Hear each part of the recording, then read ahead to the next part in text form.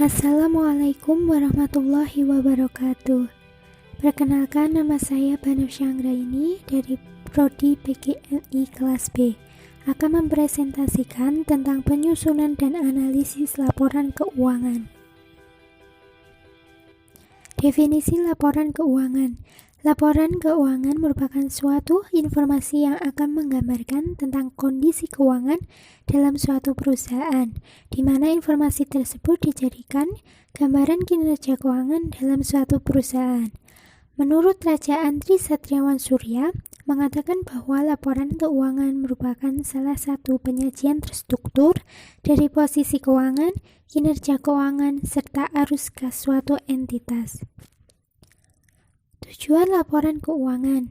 Tujuan laporan keuangan adalah untuk memberikan informasi tentang status keuangan, kinerja keuangan, dan arus kas suatu entitas, yang berguna bagi sebagian besar pengguna laporan dalam membantu membuat keputusan ekonomi.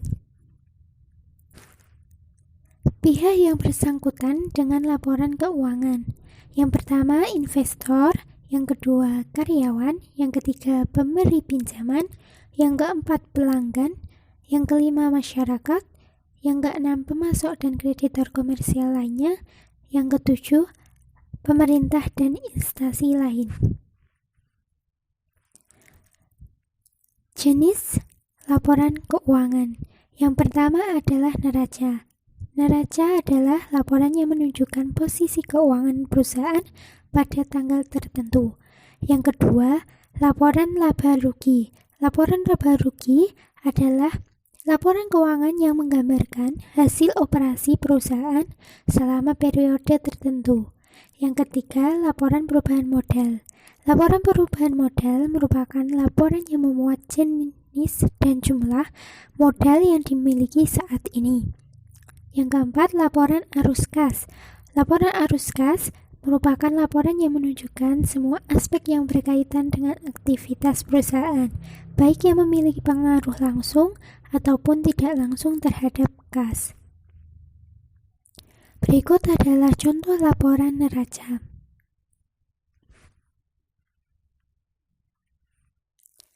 Berikut adalah contoh laporan laba rugi. Berikut adalah contoh laporan perubahan modal. Berikut adalah contoh laporan arus kas.